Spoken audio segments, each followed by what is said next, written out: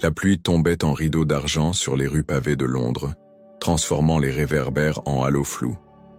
Dans une ruelle étroite, à l'abri des regards indiscrets, une silhouette encapuchonnée avançait à pas feutrés, ses bottes effleurant à peine le sol détrempé. Il était minuit passé, et le silence oppressant n'était brisé que par le clapotis des gouttes sur les toits. Cette nuit-là, quelque chose d'inexplicable flottait dans l'air, une tension que même les chats errants semblaient ressentir, leurs yeux luisants fixés sur l'inconnu. La silhouette s'arrêta devant une porte délabrée, noircie par le temps, et glissa une clé dans la serrure avec une précision mécanique. Un déclic sourd résonna, et la porte s'ouvrit sur une obscurité béante. Qui était cet homme? Et pourquoi cette maison, oubliée de tous, semblait-elle l'appeler? Comme un aimant? La réponse enfouie dans les ombres allait bientôt bouleverser bien des vies. À quelques rues de là, l'inspecteur Victor Lange frottait ses yeux fatigués dans son bureau encombré de Scotland Yard. Les dossiers s'amoncelaient sur sa table, mais un en particulier retenait son attention. Une série de disparitions inexpliquées dans le quartier de Whitechapel. Des hommes et des femmes, sans lien apparent, s'évanouissaient dans la nature, ne laissant derrière eux qu'un vide glacial. Victor, un homme au visage marqué par les années et les enquêtes, sentait dans ses os que ses affaires étaient liées. Il alluma une cigarette et la fumée s'éleva en volute paresseuse vers le plafond jauni. Son instinct lui criait qu'il manquait une pièce au puzzle, une pièce cachée dans un endroit que personne n'osait fouiller. Il ignorait encore que cet endroit avait un nom, la maison secrète. Pendant ce temps, dans un pub bruyant du East End, une jeune femme nommée Clara Duval sirotait un gin tonic, les yeux rivés sur une lettre froissée. Âgée de 25 ans, avec des boucles brunes indisciplinées et un regard perçant, Clara n'avait rien d'une héroïne ordinaire. Elle était serveuse le jour, mais la nuit, elle traquait des indices sur la disparition de son frère, Louis, envolé 6 mois plus tôt. La lettre qu'elle tenait, arrivée ce matin-là, était écrite de sa main tremblante. Un message codé, mentionnant une adresse et une mise en garde. « Ne viens pas, Clara, c'est trop dangereux. » Mais Clara n'était pas du genre à obéir. Elle plia le papier, le glissa dans sa poche et quitta le pub, ignorant la tempête qui faisait rage dehors. La maison secrète, comme l'appelaient les rares âmes qui en avaient entendu parler, se dressait au bout d'une impasse, invisible, aux passants pressés. Ses fenêtres barricadées et sa façade lépreuse donnaient l'impression qu'elle avait été abandonnée depuis des décennies. Pourtant, des murmures persistaient dans les bas-fonds de la ville. Des lumières vacillantes, aperçues derrière les planches, des cris étouffés portés par le vent. Les habitants du quartier évitaient ses abords, superstitieux ou simplement terrifiés. Mais cette nuit-là, alors que l'homme encapuchonné pénétrait dans ses entrailles, la maison semblait s'éveiller, comme si elle avait attendu ce moment précis. Une odeur de moisi et de cire fondue emplissait l'air, et un escalier grinçant menait à un sous-sol plongé dans l'obscurité. Victor, lui, n'avait jamais cru aux histoires de fantômes.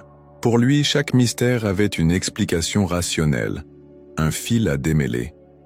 Mais ce soir-là, en feuilletant un rapport sur une nouvelle disparition, un banquier du nom de Harold Crane, il tomba sur une note étrange. Un témoin affirmait avoir vu Crane entrer dans une maison maudite avant de disparaître. Le mot « maudite » fit froncer les sourcils de Victor. Il écrasa sa cigarette dans un cendrier débordant et griffonna l'adresse mentionnée dans le rapport.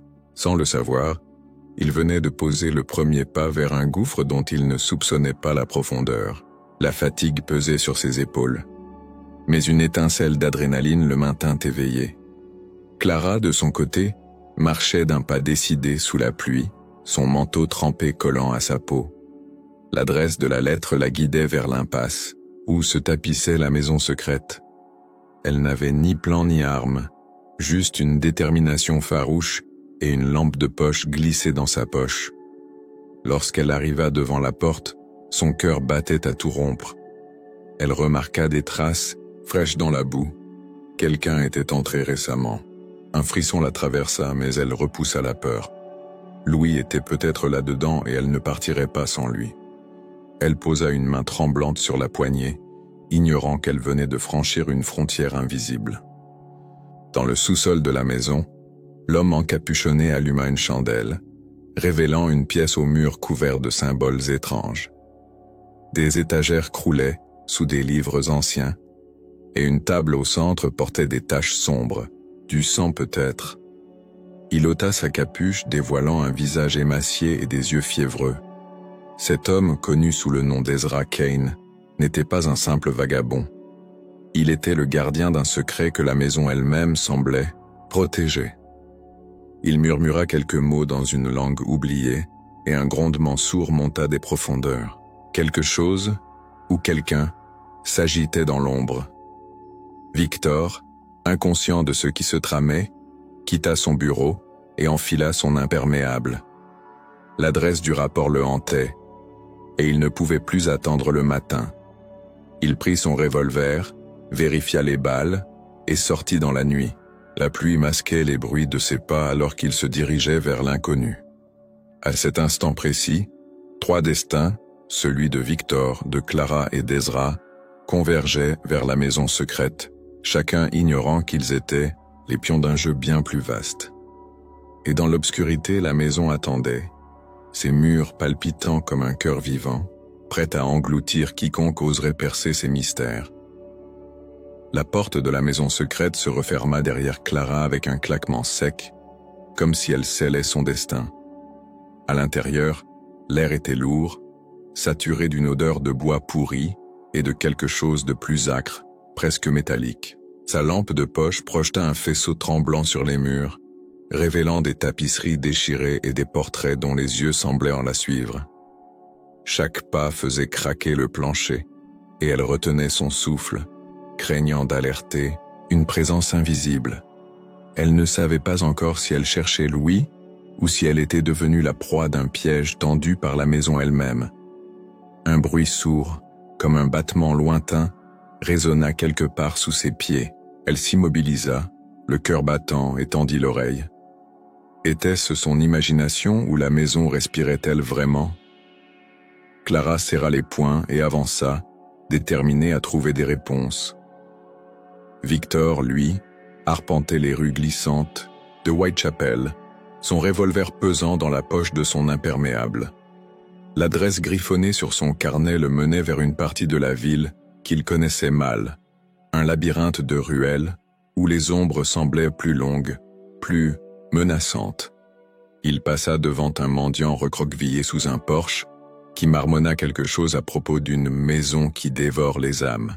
Victor ignora l'avertissement, le mettant sur le compte de la superstition ou de l'alcool. Pourtant, une sensation désagréable rampait le long de sa nuque, un pressentiment qu'il avait appris à ne jamais ignorer. Il alluma une nouvelle cigarette pour calmer ses nerfs, la flamme vacillante éclairant brièvement son visage buriné. L'impasse n'était plus loin, et avec elle, peut-être, la clé de ses enquêtes.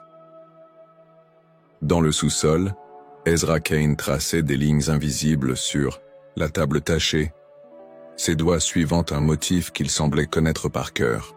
La chandelle vacillait, projetant des ombres dansantes sur son visage creusé. Il avait passé des années à déchiffrer les secrets de cette maison, un lieu qu'il considérait à la fois comme un sanctuaire et une prison. Les symboles sur les murs, gravés dans une langue ancienne, racontaient une histoire de pacte et de sacrifice, une histoire qu'il avait juré de protéger. Mais ce soir-là, il savait que les choses étaient différentes. Quelqu'un approchait. Il pouvait le sentir dans l'air, dans le frémissement des murs. Il murmura une prière, ou peut-être une malédiction, et un courant d'air glacial traversa la pièce. La maison, fidèle à sa nature, lui répondit par un grondement profond. Clara descendit prudemment l'escalier menant au sous-sol, chaque marche gémissant sous son poids. La lumière de sa lampe révélait des traces de pas dans la poussière, récentes et désordonnées, comme si quelqu'un avait couru. Son esprit s'emballa. Louis avait-il été ici? Elle appela son nom à voix basse, mais seul l'écho lui répondit, amplifié par les murs humides. À mi-chemin, elle trébucha sur un objet métallique, une montre de gousset gravée des initiales LDZ. Son souffle se coupa. C'était celle de son frère, un cadeau qu'elle lui avait offert pour ses 20 ans. Une vague d'espoir et de terreur la submergea, et elle serra la montre contre sa poitrine. Elle était si proche, mais le danger semblait plus grand à chaque instant. Au sous-sol, Ezra sentit une perturbation, comme un fil tiré dans une toile d'araignée. Il releva les yeux, son regard perçant scrutant les ténèbres au-delà de la lumière de la chandelle. Les intrus étaient là, il en était certain. Il avait toujours su que ce jour viendrait, que la maison attirerait ceux qui cherchèrent des réponses ou leur perte. Il ramassa un couteau rouillé sur la table, sa lame encore tachée d'un passé qu'il préférait oublier. La maison lui avait donné un rôle, et il le jouerait jusqu'au bout. Il souffla la chandelle, plongeant la pièce dans le noir absolu, et se fondit dans les ombres. Le jeu venait de commencer. Clara atteignit le bas de l'escalier, et sa lampe éclaira une porte massive, bardée de fer. Les battements qu'elle avait entendus étaient plus forts ici, presque rythmiques, comme un cœur monstrueux tapi derrière les murs. Elle posa une main sur la porte et une chaleur inattendue irradia sous ses doigts. Elle recula, troublée, mais la montre de Louis dans sa poche lui rappela pourquoi elle était là. Elle prit une profonde inspiration et poussa la porte, qui s'ouvrit avec un grincement sinistre. De l'autre côté, une vaste salle s'étendait, ses murs couverts de fresques étranges, et ses ombres dansant comme des spectres. Elle avança, ignorant qu'elle n'était pas seule. Victor, à l'étage, explorait le rez-de-chaussée, son revolver pointé devant lui. Il trouva une pile de lettres jaunies sur une table, certaines portant des noms qu'il reconnut, des victimes de ses dossiers. Harold Crane, le banquier disparu, figurait parmi elles, ainsi qu'un certain Louis Duval. Le lien qu'il cherchait était là, tangible, mais encore flou. Un craquement résonna au-dessus de sa tête, et il leva, les yeux vers le plafond. Quelque chose ou quelqu'un bougeait dans la maison. Il gravit l'escalier menant à l'étage supérieur, chaque marche renforçant sa conviction qu'il n'était pas seul dans cette tombe vivante. Et dans l'obscurité du sous-sol, la maison observait, ses murmures s'intensifiant. Clara, Victor et Ezra, chacun guidé par ses propres démons, s'enfonçaient plus profondément dans son étreinte. Les secrets qu'elle gardait depuis des siècles étaient sur le point de se dévoiler. Mais à quel prix? La nuit était loin d'être terminée, et la pluie continuait de tomber comme des larmes sur une ville qui ignorait tout du drame qui se jouait en son cœur. Clara s'avança dans la salle souterraine, sa lampe de poche tremblant entre ses mains. Les fresques sur les murs semblaient vivantes, leurs formes tourbillonnantes évoquant des visages tordus par la douleur ou la colère. Le sol était jonché de débris, des fragments de verre, des plumes noircies, et ce qui ressemblait à des os blanchis par le temps. Elle sentit un frisson glacé remonter le long de sa colonne vertébrale, mais la montre de Louis dans sa poche la poussait à continuer. Au centre de la pièce, une chaise renversée gisait près d'une mare sombre et visqueuse. Était-ce du sang? Elle s'approcha, retenant son souffle, et remarqua des marques de lutte, des griffures sur le bois, des traces de doigts dans la poussière. Son frère avait été ici, elle en était certaine. Mais où était-il maintenant? Victor, à l'étage supérieur, progressait avec prudence, son revolver braqué dans l'obscurité. Les lettres qu'il avait trouvées au rez-de-chaussée tournaient dans son esprit comme des pièces d'un puzzle incomplet. Pourquoi ces noms? Pourquoi cette maison? Il atteignit une pièce au bout du couloir, une ancienne bibliothèque aux étagères croulant sous des volumes moisis. Une odeur de cire et de papier brûlé flottait dans l'air. Il s'approcha d'un bureau encombré et trouva un carnet ouvert, ses pages couvertes d'une écriture serrée et fiévreuse. Les mots « sacrifice » et « en gardien » revenaient, sans cesse accompagnés de dessins de symboles identiques à ceux du sous-sol. Un bruit sec derrière lui, Une planche qui craque, le fit pivoter, arme en main. Mais il n'y avait rien, juste les ombres qui semblaient se resserrer autour de lui. Ezra Kane, tapi dans un coin du sous-sol, observait Clara à travers l'obscurité. Ses yeux brillaient d'une lueur sauvage, presque inhumaine. Elle était jeune, déterminée et dangereusement proche de la vérité. Il serra le couteau dans sa main, pesant ses options. La maison lui avait ordonné de protéger ses secrets, mais il sentait qu'elle prenait plaisir à ce chaos, comme une araignée jouant avec les mouches prises dans sa toile. Il murmura une incantation, et les murs vibrèrent légèrement, un écho grave répondant à sa voix. Clara ne l'avait pas encore vu, mais il savait que leurs chemins se croiseraient bientôt. Il avança sans un bruit, ombre parmi les ombres, prêt à frapper si nécessaire. Clara sursauta en entendant un grattement derrière elle. Elle fit volte-face, balayant la pièce avec sa lampe, mais ne vit que les fresques qui semblaient se tordre sous la lumière. Son imagination, sans doute. Pourtant, la sensation d'être observée était écrasante. Elle ramassa un morceau de papier froissé près de la chaise, une note griffonnée à la hâte. « Ils savent, fuis ». L'écriture était celle de Louis, tremblante, mais reconnaissable. Une boule se forma dans sa gorge. Qui était il? Et pourquoi Louis n'avait-il pas fui lui-même? Elle glissa la note dans sa poche, résolue à explorer plus loin, ignorant qu'elle venait de passer à 2 doigts d'Ezra, dissimulé dans un renfoncement. Victor feuilleta le carnet, son pouce accélérant à chaque ligne. Les mots décrivaient une sorte de rituel, un pacte scellé dans cette maison des siècles auparavant. Des noms apparaissaient, des victimes, des gardiens, des intrus, suivis de dates s'étendant jusqu'à aujourd'hui. Harold Crane, Louis Duval et d'autres qu'il ne connaissait pas encore. Une phrase en particulier le frappa. La maison choisit qui vit et qui meurt. Il referma le carnet, le glissant dans sa poche. Il devait trouver le sous-sol mentionné dans les notes. C'était là que tout convergeait. Mais alors qu'il se tournait vers la porte, un souffle froid effleura sa nuque et une voix rauque murmura « Trop tard ». Il se retourna, revolver, levé, mais la pièce était vide. Ezra sentit l'intrusion de Victor à l'étage, comme une perturbation dans l'équilibre fragile de la maison. 2 âmes errantes, 2 menaces. Il ne pouvait pas les affronter tous les 2 en même temps, pas sans l'aide de la maison. Il posa une main sur le mur et une chaleur palpitante répondit à son toucher. « Guide-moi », chuchota-t-il, et une fissure s'ouvrit dans la pierre, révélant un passage étroit. Il s'y engouffra, laissant Clara seule dans la salle pour l'instant. Il connaissait ces tunnels comme sa propre peau. Ils étaient les veines de la maison, et lui en était le sang. Il grimpa vers l'étage, déterminé à éliminer l'inspecteur avant qu'il ne devienne un problème. Clara, ignorant le départ d'Ezra, s'approcha d'une porte au fond de la salle. Elle était différente des autres, en bois noir, ornée d'un symbole en forme de spirale.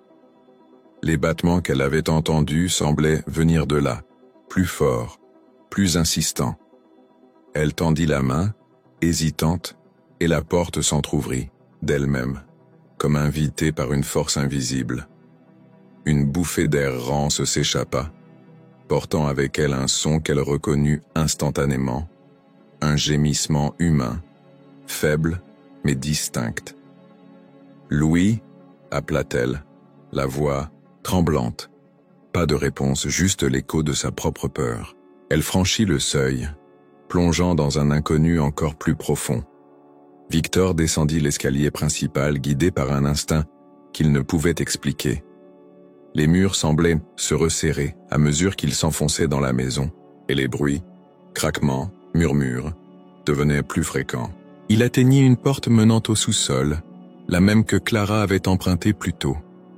Des traces dans la poussière confirmaient qu'il n'était pas le premier à passer par là. Il ajusta sa prise sur son revolver et ouvrit la porte, révélant l'escalier grinçant qui plongeait dans les ténèbres. Une odeur de mort et de secret monta jusqu'à lui, mais il n'hésita pas. Il descendit, chaque pas le rapprochant du cœur du mystère et du danger. La maison, silencieuse spectatrice, savourait le spectacle. Clara et Victor, deux intrus aux motivations différentes, s'enfonçaient dans ses entrailles, tandis qu'Ezra, son fidèle serviteur, préparait leur chute. Les murs vibraient d'une énergie ancienne, les fresques semblaient sourire dans l'ombre. Le piège se refermait, lentement mais sûrement, et aucun d'eux ne pouvait deviner ce qui les attendait au bout du chemin. La pluie dehors continuait de tomber, indifférente au drame qui se jouait dans l'impasse oubliée. Clara franchit la porte noire, et l'obscurité l'engloutit comme une vague. Sa lampe de poche vacilla, projetant des éclats de lumière, incertain sur une pièce aux dimensions impossibles, trop vaste pour tenir sous une maison aussi étroite. Les murs étaient nus ici, mais le sol était gravé de cercles concentriques, comme une carte oubliée. Le gémissement qu'elle avait entendu s'était tu, remplacé par un silence oppressant qui pesait sur ses épaules. Elle avança, ses pas résonnant étrangement, et aperçut une forme recroquevillée au centre des cercles. Son cœur bondit dans sa poitrine. Louis? Elle courut vers la silhouette, mais en s'approchant, elle vit que ce n'était qu'un mannequin de bois. Vêtu de haillons, ses yeux peints fixés sur elle. Une farce cruelle. Elle recula, troublée, et sentit une présence derrière elle. Victor descendait l'escalier du sous-sol, chaque marche amplifiant le sentiment qu'il entrait dans une tombe vivante. L'odeur de moisi et de fer s'intensifiait, et des murmures indistincts flottaient dans l'air, trop faibles pour être compris. Il atteignit le bas des marches et découvrit la salle aux fresques que Clara avait traversée plus tôt. Les traces dans la poussière étaient fraîches. Quelqu'un était passé récemment, peut-être encore là. Il remarqua la chaise renversée et les marques de lutte, son esprit analytique reconstituant une scène de violence. Son revolver toujours en main, il s'approcha de la porte noire entr'ouverte au fond de la pièce. Un courant d'air glacial s'en échappait portant avec lui une voix, ou était-ce un écho? Il fronça les sourcils, hésitant une seconde avant de suivre le chemin. Ezra émergea du passage secret dans une petite pièce adjacente à la bibliothèque. Il entendait les pas de Victor résonner à travers les murs, lourds et déterminés. Cet homme était une menace, un chien de chasse trop tenace pour son propre bien. Ezra ajusta sa prise sur le couteau, ses doigts tremblant légèrement, non pas de peur mais d'excitation. La maison lui parlait, ses vibrations lui indiquant où frapper, quand attendre. Il glissa un regard par une fissure dans le mur et vit l'inspecteur disparaître vers le sous-sol. Parfait. Il pouvait encore tendre une embuscade, couper les fils de cette enquête avant qu'elle ne s'en mêle davantage. Il murmura une nouvelle incantation, et un craquement résonna quelque part dans la structure, comme si la maison approuvait son plan. Clara pivota sur elle-même, balayant la pièce avec sa lampe, mais il n'y avait rien, juste le mannequin et les cercles gravés. Pourtant, elle aurait juré sentir un souffle sur sa nuque, entendre un rire étouffé. « Louis » appela-t-elle encore, sa voix tremblante trahissant sa peur croissante. Cette fois, une réponse vint, un murmure rauque, venu de nulle part, et de partout à la fois. Il est trop tard pour lui. Elle recula, trébuchant sur une dalle inégale, et sa lampe heurta le sol, s'éteignant dans un claquement sec. L'obscurité totale l'enveloppa, et les murmures s'amplifièrent, se transformant en un chœur de voix désaccordées. Elle tâtonna pour récupérer sa lampe, les mains tremblantes, tandis que les mots, trop tard, tournaient dans son esprit. Victor franchit la porte noire à son tour, et la transition le désorienta. La pièce semblait défier les lois de l'espace, ses contours flous sous la lumière de sa torche improvisée, une allumette qu'il venait de craquer. Il vit les cercles sur le sol, le mannequin grotesque, et une silhouette agenouillée un peu plus loin. « Scotland Yard, montrez-vous !» ordonna-t-il, sa voix résonnant comme un coup de tonnerre. La silhouette ne bougea pas, et en s'approchant, Il reconnut Clara, les mains pressées sur sa lampe éteinte. Elle leva les yeux vers lui, surprise, mais avant qu'elle ne puisse parler, l'allumette s'éteignit, plongeant la pièce dans le noir. Un rire bas, guttural, s'éleva quelque part dans l'ombre, et Victor ralluma une nouvelle allumette, le visage tendu. Ezra, depuis son poste d'observation, sentit la convergence. L'inspecteur et la fille, ensemble dans la salle des cercles, c'était une opportunité qu'il ne pouvait ignorer. La maison voulait du sang et il allait le lui donner. Il rebroussa chemin dans le passage secret, descendant vers une entrée cachée qui donnait sur la pièce où Clara et Victor se tenaient.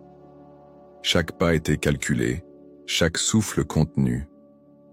Il connaissait les moindres recoins de ce labyrinthe, et il savait que la maison l'aiderait à tendre son piège.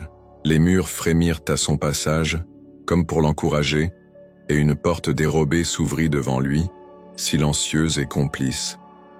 Il s'arrêta à l'entrée, écoutant les voix des intrus, prêtes à surgir. Clara répara sa lampe en quelques gestes frénétiques, et la lumière revint, révélant Victor debout devant elle, revolver en main. « Qui êtes-vous » demanda-t-elle, méfiante, mais sa voix tremblait encore sous l'effet des murmures. « Inspecteur Victor Lange, Scotland Yard. Et vous » répondit-il, scrutant son visage. Elle hésita, puis murmura. « Clara Duval. Je cherche mon frère, Louis. » Le nom fit tressaillir Victor. Il l'avait vu dans les lettres. Avant qu'il ne puisse répondre, un craquement résonna derrière eux, et les cercles sur le sol se mirent à luire d'une faible lueur rougeâtre. Les murmures reprirent, plus fort, et Clara agrippa le bras de Victor, terrifiée. « Qu'est-ce que c'est que cet endroit » souffla-t-elle. Victor n'eut pas le temps de répondre. Une ombre surgit de l'obscurité. Ezra, rapide comme un spectre, son couteau brandi. L'inspecteur réagit par instinct, poussant Clara de côté et levant son revolver.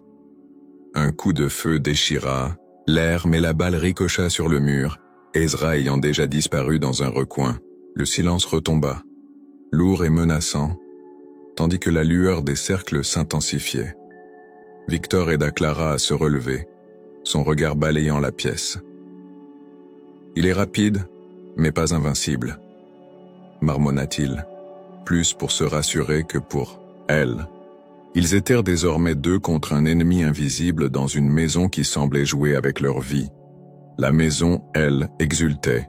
Les voix dans l'ombre s'entremêlaient, un chant ancien et discordant qui vibrait dans ses fondations. Clara et Victor, unis par le hasard, étaient des proies parfaites, et Ezra, son fidèle pion, était prêt à frapper à nouveau. E17, cercle rougeoyant pulsait comme un cœur, et quelque chose, une présence plus grande, plus ancienne, s'éveillait dans les profondeurs. La nuit avançait, et avec elle, le piège se resserrait encore davantage.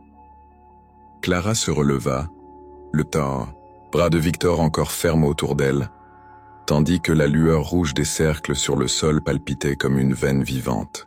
Le coup de feu résonnait encore dans ses oreilles, et l'adrénaline faisait trembler ses mains. Elle fixa l'inspecteur, ses yeux cherchant une explication dans son visage durci par les années. « Qui était-ce » demanda-t-elle. La voix rauque. Victor secoua la tête, son regard scrutant les ombres où Ezra avait disparu. « Je ne sais pas, mais il n'est pas seul. Cette maison, elle le protège. » Il relâcha Clara et rechargea son revolver, le cliquetis métallique ponctuant, le silence oppressant. La lueur rouge s'intensifia, et un grondement sourd monta des profondeurs, faisant vibrer le sol sous leurs pieds. Ezra, tapi dans l'ombre d'un passage adjacent, essuya une goutte de sueur sur son front. La balle de Victor l'avait manqué, de peu, frôlant son épaule et laissant une entaille brûlante dans sa chair. Il ne ressentait pas la douleur. La maison la prenait pour lui, comme toujours. Il murmura une litanie dans une langue oubliée, et la blessure cessa de saigner, la peau se refermant comme par magie. La maison était son allié, son maître, et elle exigeait un tribut pour cette protection. Il sentit son pouls accélérer, synchronisés avec les cercles rougeoyants. Les intrus devaient mourir, et vite, avant qu'ils ne perturbent l'équilibre qu'il avait juré de maintenir. Il avança dans le passage, cherchant un angle pour frapper à nouveau. Clara ramassa sa lampe et balaya la pièce, révélant des détails qu'elle n'avait pas vus avant. Les cercles n'étaient pas de simples gravures, ils étaient incrustés de lignes sombres, peut-être du sang séché, formant un motif hypnotique. Au centre, là où le mannequin gisait, une tache plus fraîche luisait sous la lumière. Elle s'agenouilla, ignorant l'avertissement de Victor, et toucha la substance du bout des doigts. C'était encore humide, tiède. « Quelqu'un a été blessé ici récemment », murmura-t-elle, son esprit revenant à lui. Était-ce son sang? La pensée la glaça, mais elle se força à se relever, déterminée à ne pas céder au désespoir. La maison jouait avec elle, elle en était sûre, mais elle ne la laisserait pas gagner. Victor observait Clara, impressionné par son courage malgré la peur qui brillait dans ses yeux. Il avait vu trop de gens s'effondrer face à l'inconnu, mais elle tenait bon. « Restez près de moi », ordonna-t-il, sa voix basse mais ferme. Il avança vers le fond de la pièce où une arche de pierre s'ouvrait sur un tunnel étroit. Les murmures reprirent, plus clairs cette fois, formant des mots qu'il ne comprenait pas. Une langue ancienne, gutturale. La lueur des cercles projetait des ombres mouvantes sur les murs, et il sentit une pression dans sa poitrine, comme si l'air lui-même essayait de l'étouffer. Il alluma une nouvelle allumette, la tenant haut pour éclairer le tunnel. Quelque chose l'attendait là-dedans, il le savait. Ezra atteignit une plateforme surélevée donnant sur la salle des cercles. De là, il pouvait voir Clara et Victor, silhouettes vulnérables sous la lumière vacillante. Il sourit, un rictus tordu par la folie et la dévotion. La maison lui parlait à nouveau, ses murmures glissant dans son esprit comme du poison doux. « Le sang doit couler », disait-il, et il acquiesça en silence.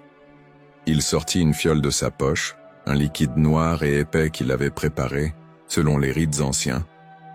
Il en versa quelques gouttes sur le sol, et la lueur rouge des cercles s'embrasa, projetant une chaleur suffocante dans la pièce. Les intrus ne s'en rendraient compte que trop tard. La maison prenait vie, et elle avait faim. Clara sentit la chaleur avant de la voir. Elle recula instinctivement, tirant Victor par la manche alors que les cercles flamboyaient, leurs lignes s'élevant comme des flammes liquides. « Qu'est-ce qui se passe » cria-t-elle, couvrant le grondement qui emplissait l'air. Victor jura entre ses dents, lâchant son allumette qui s'éteignit au contact du sol brûlant. « On doit sortir d'ici » répondit-il, mais le tunnel derrière eux était leur seule issue. L'arche, par laquelle ils étaient entrés, avait disparu, remplacée par un mur lisse. La maison les avait piégés, et les voix dans l'ombre riaient maintenant, un son aigu et discordant qui vrillait leurs tympans.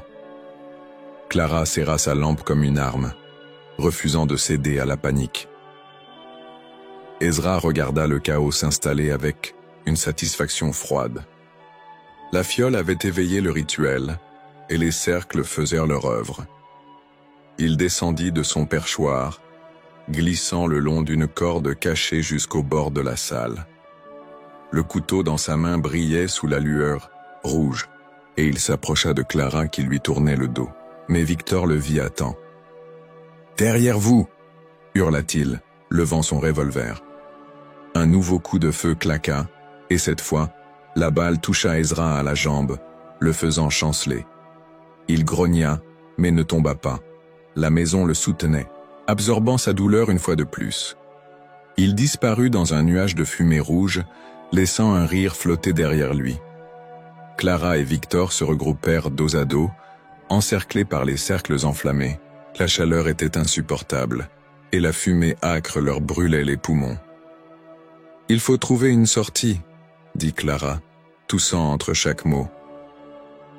Victor hocha la tête, scrutant le tunnel devant eux. Les murmures s'étaient tus, remplacés par un silence encore plus terrifiant, celui d'une bête qui retient son souffle avant de bondir. Il prit la main de Clara, un geste instinctif de protection, et ils s'élancèrent dans le tunnel, ignorant ce qui les attendait. Derrière eux, les cercles continuaient de brûler, le sang séché se liquéfiant à nouveau, comme si la maison pleurait des larmes écarlates. Et dans l'ombre, Ezra se releva, la jambe tremblante, mais intacte. La maison l'avait guéri, mais elle exigeait plus. Il ramassa la fiole vide et murmura une promesse. « Leur sang sera le vôtre. » Les murs frémirent en réponse, et un hurlement lointain, humain ou autre, déchira le silence. Clara et Victor couraient vers leur destin, mais la maison n'en avait pas fini avec eux. Les cercles s'éteignirent lentement, laissant place à une obscurité plus profonde, plus vivante, prête à engloutir tout ce qui osait défier ses secrets. Le tunnel dans lequel Clara et Victor s'étaient engouffrés était étroit, ses murs suintants d'une humidité glacée qui contrastait avec la chaleur des cercles enflammés qu'ils avaient laissés derrière.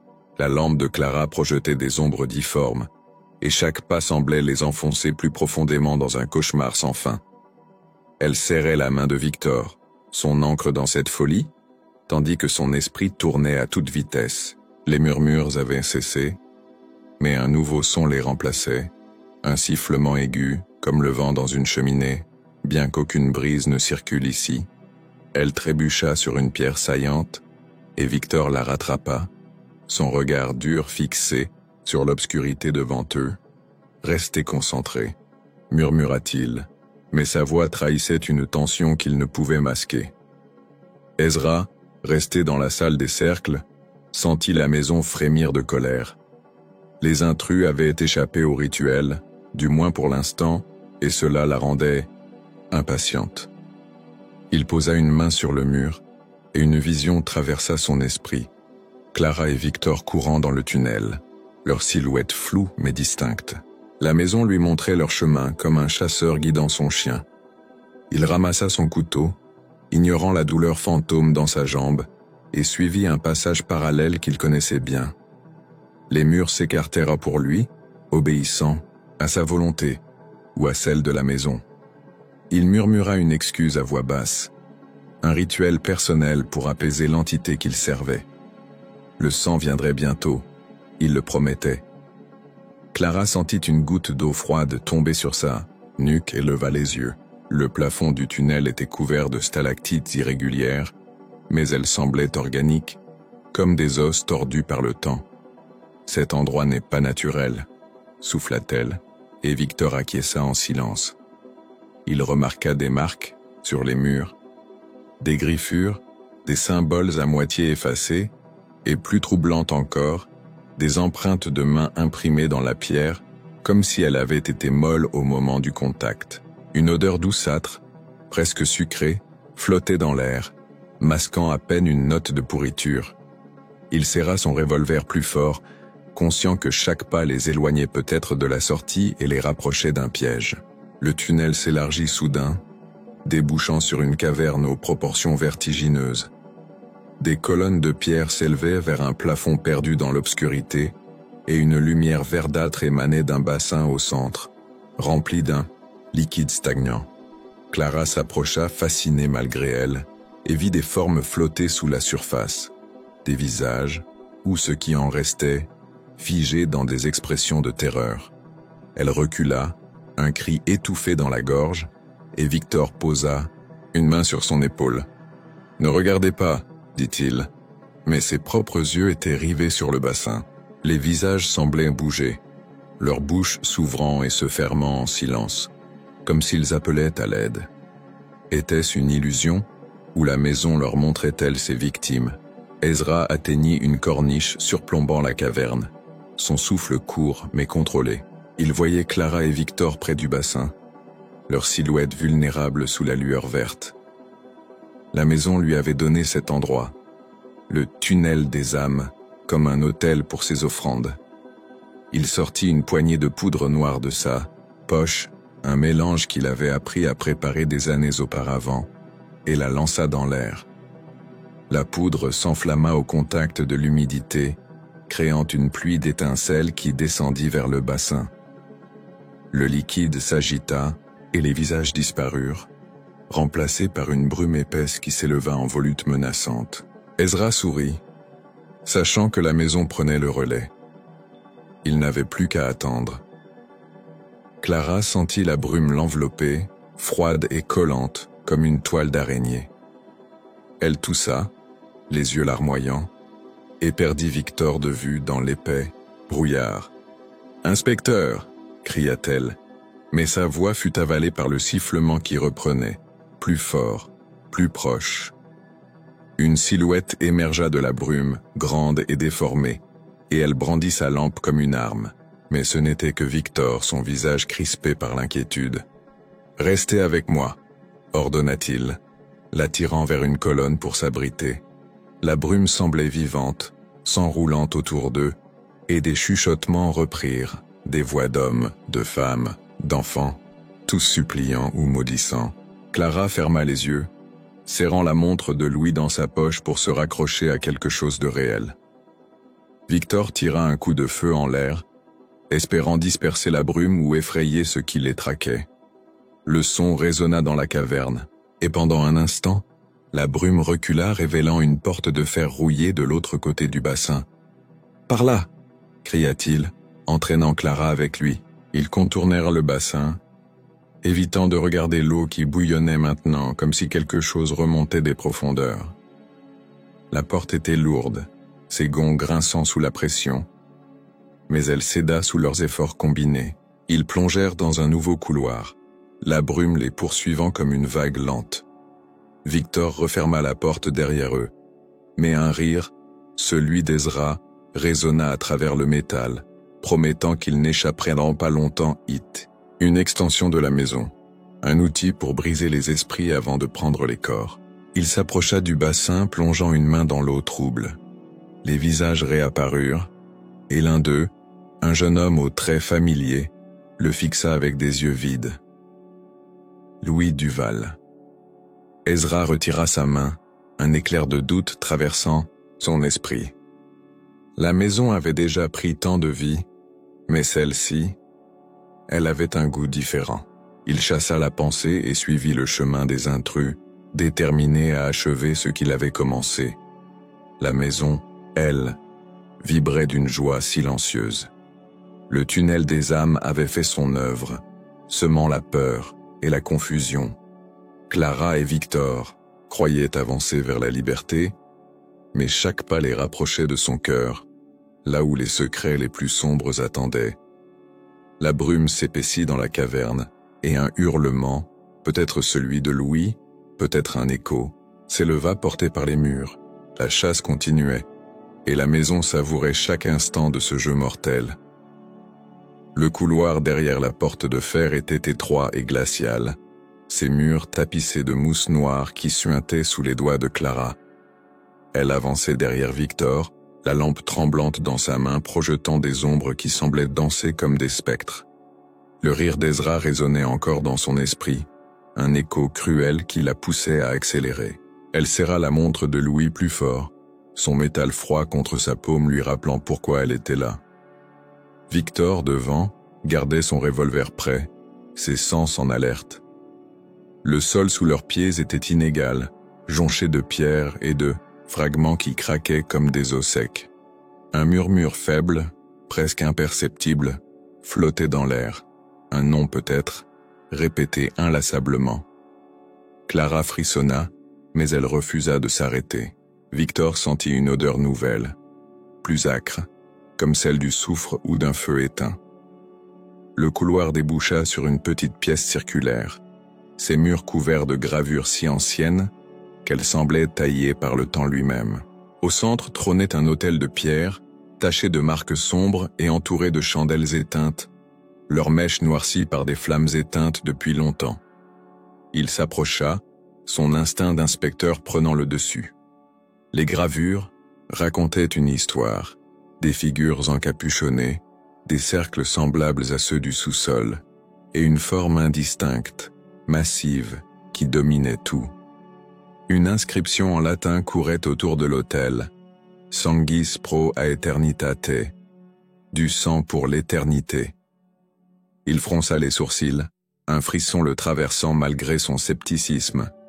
Ezra suivait leur progression à distance, glissant dans les passages secrets comme une ombre.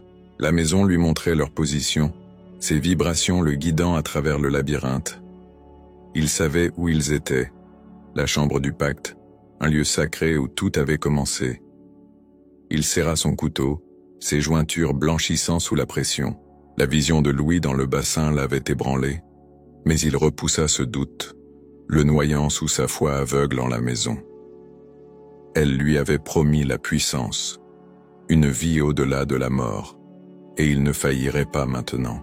Il atteignit une grille cachée donnant sur la pièce, observant Clara et Victor avec un mélange de mépris et de fascination. Ils étaient si près de la vérité et pourtant si loin de la comprendre. Clara s'approcha de l'autel, attirée par une pile de parchemins jaunis posés sur le côté. Elle en déplia un avec précaution, ses doigts effleurant une écriture tremblante. C'était un journal, daté de 1723, signé d'un certain Elias Kane. Le texte parlait d'un pacte conclu avec l'entité. Une force tapie dans la maison nourrie par le sang des âmes offertes en sacrifice. Elias promettait de lui donner des vies en échange d'une immortalité pour lui et ses descendants. Clara sentit son estomac se nouer. Ezra, un descendant d'Elias? Elle lut à voix haute un passage. Le gardien doit veiller ou l'entité dévorera tout. Victor l'écouta, son visage s'assombrissant à chaque mot. Victor ramassa une chandelle éteinte et l'examina. Elle était faite d'une cire étrange, presque translucide, avec des filaments sombres à l'intérieur.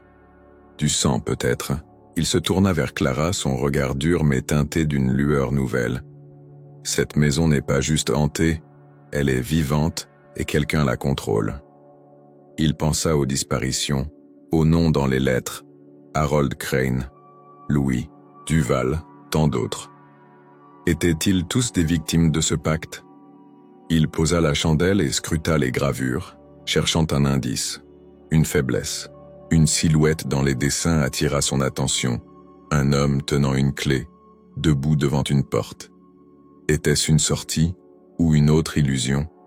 Ezra sentit la maison trembler, une secousse légère mais insistante. Il touchait aux reliques du pacte, profanait son sanctuaire. Il murmura une incantation, et la grille devant lui s'ouvrit sans un bruit. Il entra dans la pièce, son couteau scintillant sous la lumière faible de la lampe de Clara. « Vous n'auriez pas dû venir ici », grogna-t-il, sa voix rauque brisant le silence. Victor pivota, revolver levé, mais Ezra était rapide. Il lança une poignée de poudre noire qui explosa en une gerbe d'étincelles, aveuglant l'inspecteur. Clara cria, jetant le parchemin pour saisir une chandelle comme arme improvisée. La lutte s'engagea dans un chaos de mouvements et de fumée. Clara frappa Ezra au bras avec la chandelle, mais il ne broncha pas, la repoussant d'un revers de la main. Victor, les yeux larmoyants, tira à l'aveugle, et la balle ricocha sur l'autel faisant voler des éclats de pierre. Ezra profita de la confusion pour bondir vers Clara, son couteau visant sa gorge. Elle esquiva de justesse, trébuchant contre l'autel, et le journal tomba au sol, ses pages s'éparpillant. Victor retrouva sa vision et chargea, plaquant Ezra contre le mur. Les deux hommes luttèrent, un grognement primal emplissant la pièce tandis que Clara ramassait sa lampe cherchant une ouverture pour aider. La maison vibra à nouveau, plus fort, comme si elle riait de leur désespoir. Ezra, dans son alcôve, sentit une secousse dans la maison. Ils avaient trouvé le miroir des vérités, un artefact lié au pacte. Il frappa le mur de frustration, faisant tomber des éclats de pierre. Le miroir devant lui montra Clara et Victor, leur silhouette floue traversant la fissure. La maison lui ordonna de les suivre, sa voix grondant dans son crâne comme un orage. Il ramassa une chaîne rouillée dans un coin, une arme de fortune, et s'élança dans un tunnel parallèle, son souffle rauque emplissant l'air. Chaque pas ravivait sa blessure, mais la colère et la dévotion le portaient. Il ne pouvaient pas atteindre le cœur de la maison, pas avant qu'il ne les arrête. Clara et Victor émergèrent de la fissure dans une pièce plus vaste, aux murs tapissés de portraits délavés. Les visages peints les fixaient, leurs yeux suivant leurs mouvements. Clara reconnut Louis dans l'un d'eux, figé dans une expression de douleur, et son cœur se serra. « Il est encore ici quelque part », murmura-t-elle, plus pour elle-même que pour Victor. L'inspecteur examina les portraits, notant des dates gravées dessous, 1723, 1801, 1899, et plus récemment, 1925. Chaque portrait semblait marquer une génération de victimes, un cycle sanglant qui se répétait. Il toucha celui de Louis, et la toile vibra sous ses doigts, un gémissement étouffé s'échappant du cadre. Il recula, troublé, mais déterminé à comprendre. Un bruit métallique résonna derrière eux, la chaîne d'Ezra traînant sur le sol. Il surgit de l'ombre, le visage tordu par la rage, son épaule ensanglantée luisant sous la lumière de la lampe. « Vous ne partirez pas !» rugit-il, lançant la chaîne vers Victor. L'inspecteur esquiva, mais le métal frôla son bras, arrachant un cri de douleur.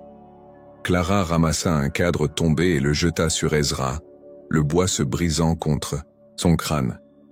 Il tituba et Victor profita de l'ouverture pour tirer, mais son revolver cliqueta, à court de munitions. Ezra ricana, avançant malgré le sang qui coulait de sa tempe. Et la maison trembla, comme pour applaudir son serviteur. Clara plongea derrière un portrait, cherchant une arme ou une issue. Ses mains trouvèrent une trappe cachée sous une toile, et elle l'ouvrit d'un coup sec, révélant un passage étroit. « Victor, par ici !» cria-t-elle, et il la rejoignit, esquivant un nouveau coup de chaîne. Ils s'engouffrèrent dans la trappe, la refermant juste avant qu'Ezra ne les atteigne.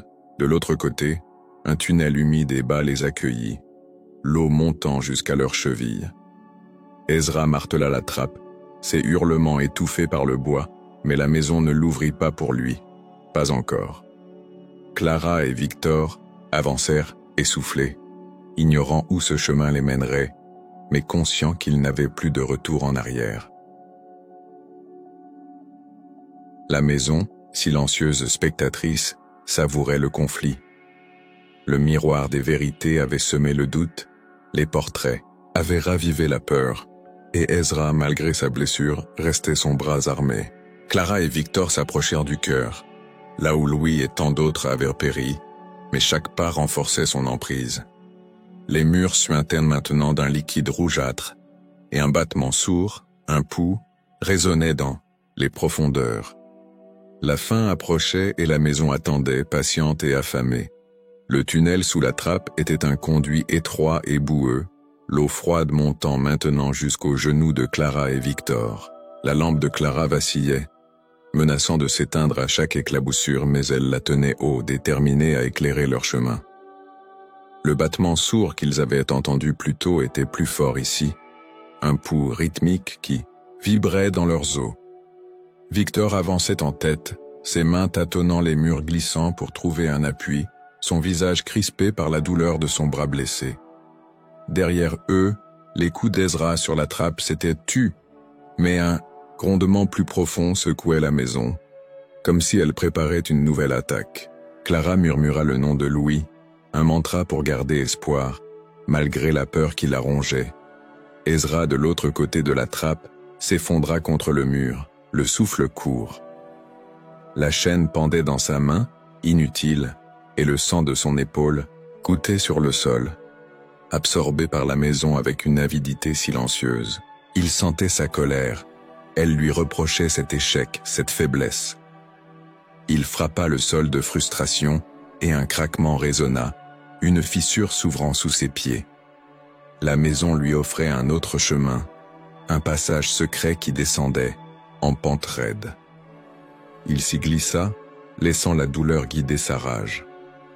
Il pouvait courir, mais il ne lui échapperait pas dans son domaine, pas alors que le cœur était si proche.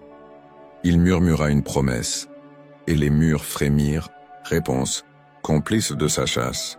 Le tunnel s'ouvrit sur une vaste chambre, ses murs pulsant comme une chair vivante. Au centre, un puits profond s'enfonçait dans le sol, entouré de racines noueuses qui semblèrent bouger sous la lumière tremblante de la lampe. Le battement était assourdissant ici, chaque pulsation faisant trembler la pièce. Clara s'approcha du puits, fascinée et terrifiée, et vit une lueur rougeoyante au fond, un éclat qui semblait respirer. « C'est ça, n'est-ce pas ?» murmura-t-elle, tournant les yeux vers Victor. Il hocha la tête, incapable de détourner son regard du puits. Le cœur de la maison, ce qui la maintient en vie. Il sentit une pression dans sa poitrine, comme si cet endroit aspirait son souffle, sa volonté. Des chaînes rouillées pendirent du plafond, certaines brisées, d'autres tenant encore des restes humains, des os blanchis, des lambeaux de vêtements. Clara reconnut un bout de tissu familier sur l'un d'eux, la chemise de Louis déchirée et tachée de sang. Elle étouffa un sanglot, ses jambes vacillant sous le poids de la découverte. « Il était ici », souffla-t-elle, les larmes brouillant sa vision. Victor posa une main sur son épaule, un geste de réconfort rare pour lui. On ne sait pas s'il est mort. Pas encore. Mais ses mots sonnaient creux, et les chaînes cliquetaient doucement, comme pour se moquer de leur espoir. La maison savait, et elle jouait avec eux. Le feu grimpa le long des racines, léchant les chaînes et les restes suspendus. La chaleur devint insupportable, et la lueur rouge du puits vacilla, comme un cœur en détresse. Ezra, affaibli par ses blessures, s'effondra, le visage tordu par la douleur et la trahison. Clara et Victor s'éloignèrent, cherchant une sortie alors que la chambre s'effritait autour d'eux. Des pierres tombaient, les murs se fissuraient. Une arche apparut dans l'ombre, révélée par la destruction, et ils s'y précipitèrent, laissant Ezra derrière. Le battement ralentit, devenant irrégulier, et un dernier hurlement déchira l'air avant que le silence ne s'installe, lourd et incertain. La maison agonisait, ou du moins le semblait-elle. Les flammes dévoraient son cœur, mais une partie d'elle résistait, ses murs frémissant encore de colère. Clara et Victor coururent dans l'arche, ignorant où elle menait, portés par l'instinct de survie. Derrière eux, Ezra gisait immobile, le sang coulant de ses blessures, absorbé par le sol comme une offrande finale. Le puits crachait des étincelles, et un grondement monta des profondeurs, un avertissement ou une promesse. La bataille n'était pas terminée, et la maison, même blessée, n'abandonnerait pas si facilement. Un hurlement déchira l'air, et Ezra surgit du passage secret, glissant sur la pente avec une agilité surnaturelle. Sa chaîne claqua contre le sol, projetant des éclaboussures d'eau fétide, et il se redressa, ses yeux brillants d'une lueur démente. « Vous ne partirez jamais », rugit-il, lançant la chaîne vers Clara. Victor la poussa hors de portée, et le métal s'enroula autour d'une racine, la brisant avec un craquement humide. L'inspecteur, à court de balles, ramassa un os pointu parmi les débris, une arme primitive mais suffisante. Il chargea Ezra, et les deux hommes s'affrontèrent dans une danse brutale, leur grognement emplissant la chambre tandis que le puits pulsait plus fort. Clara, projetée au sol, rampa vers le puits, cherchant un moyen de comprendre, de détruire cette chose. Elle trouva une inscription gravée sur le bord, à moitié effacée. Le cœur vit par le sang, meurt par le feu. Une idée germa dans son esprit, folle mais désespérée. Elle fouilla ses poches, sortant une boîte d'allumettes qu'elle gardait pour les nuits sans électricité. Ses mains tremblaient alors qu'elle grattait une allumette, la flamme vacillant dans l'air humide. Elle la lança dans le puits, et un sifflement aigu s'éleva, la lueur rouge s'embrasant brièvement, avant de retomber. Ce n'était pas assez. Elle en alluma une autre, puis une autre, les jetant toutes dans l'abîme. Ezra sentit la chaleur avant de la voir. Il repoussa Victor d'un coup violent, et pivota vers le puits, horrifié. « Non !» hurla-t-il, courant vers Clara alors que les flammes prenaient vie au fond, faible mais persistante. Victor l'intercepta, enfonçant l'os dans son flanc. Ezra grogna, le sang jaillissant, mais il se dégagea titubant vers le puits. La maison trembla violemment, un cri inhumain résonnant dans ses murs. Clara recula, les flammes grandissant, et Victor la tira en arrière alors qu'Ezra tombait à genoux devant le puits, les mains tendues comme pour apaiser une bête blessée. « Je t'ai servi » cria-t-il, mais la maison ne répondit pas. Elle hurlait,